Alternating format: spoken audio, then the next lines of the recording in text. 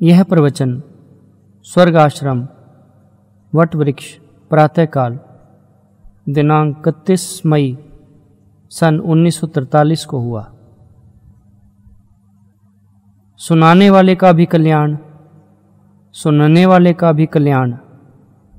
यह गति काशी आदि सप्तपुरी की मृत्यु से बढ़कर है। मनुष्य को यदि मरना हो तो जप ध्यान करते हुए मरना चाहिए। यह मरना काशी में मरने से भी बढ़कर है। अंत काले च मामेव स्मरण मुक्ता कलेवरम यह प्रयाति समद्भावम याति नास्त्यत्र संशयः। गीता अध्याय 8 श्लोक संख्या 5। अर्थात जो पुरुष अंत काल में मेरे को ही स्मरण करता हुआ शरीर को त्याग कर जाता है, वह मेरे साक्षात स्वरूप को प्राप्त होता है।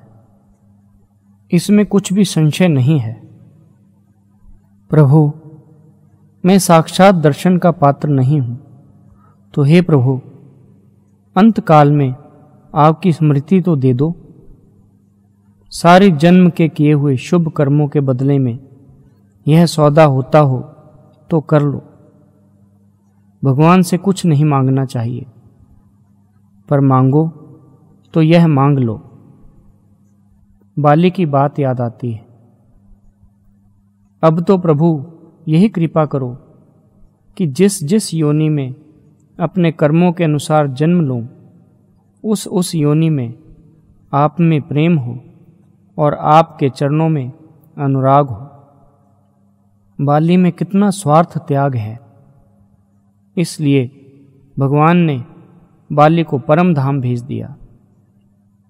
प्रकरण यह चल रहा था कि अंत समय में मरने वाले भाई बहन को जाकर भगवान नाम सुनावे, तो उस नाम सुनने के निमित्त से मरने वाले के प्राण भगवान को याद करते हुए निकलें तो उसका बेड़ा पार है। सुनाने वाले भाई का काम हो गया।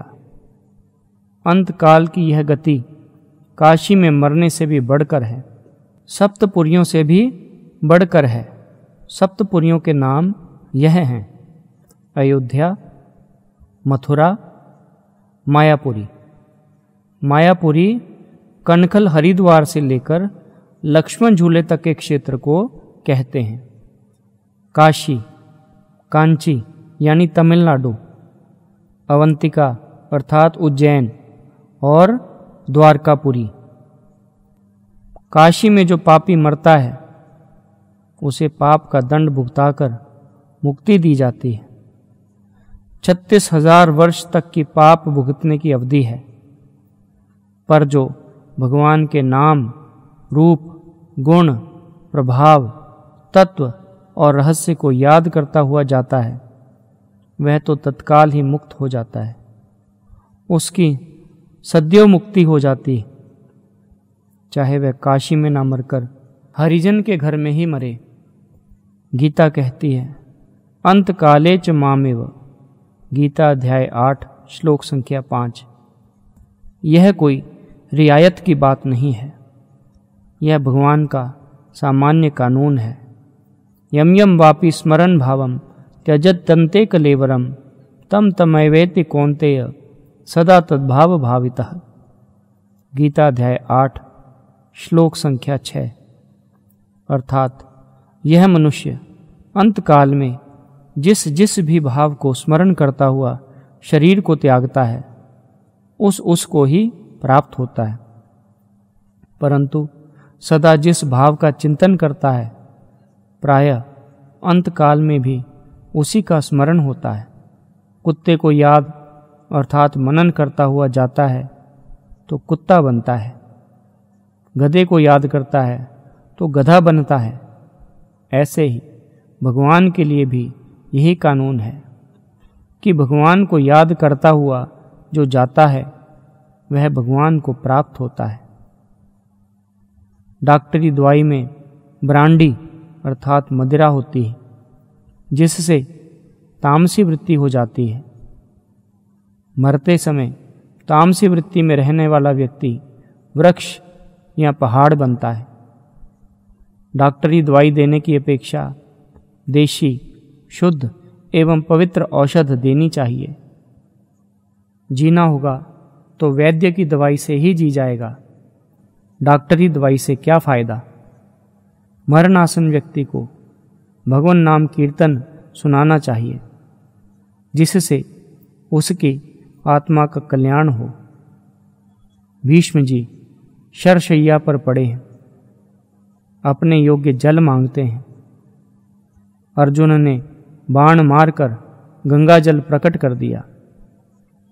भीष्म जी तो गंगा पुत्र थे, उनके लायक वही जल था।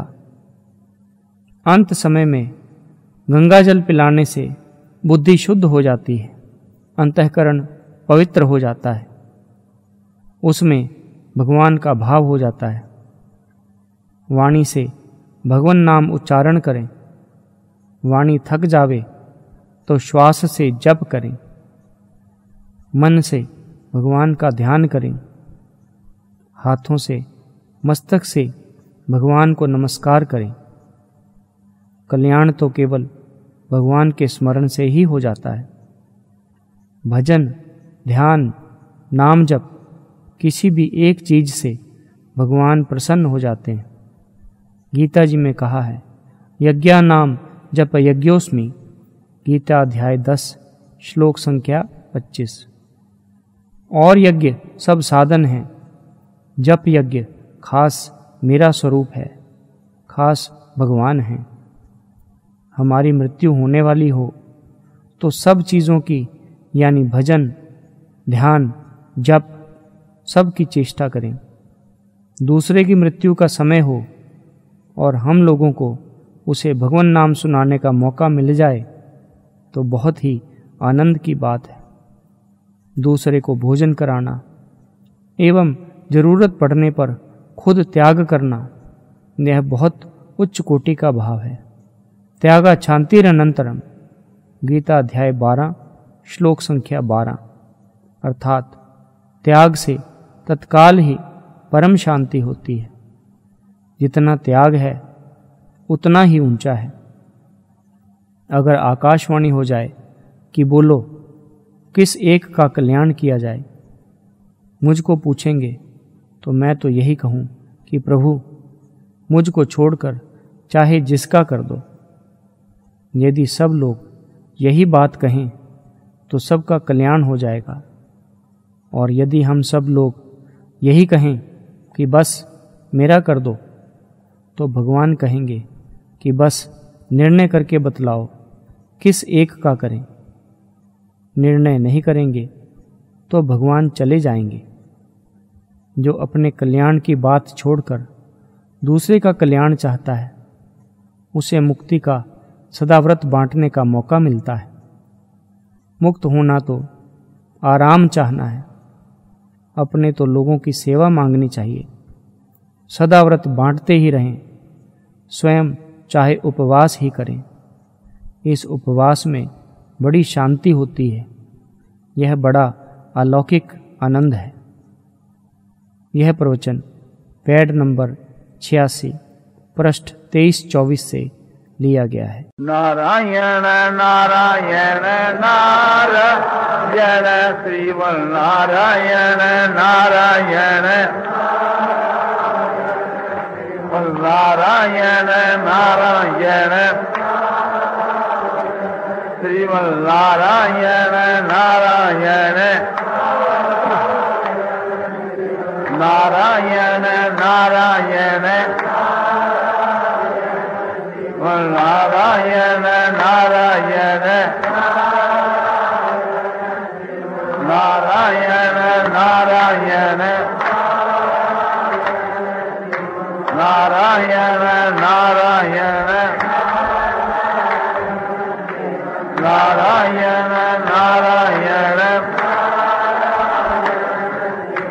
नारायण नारायण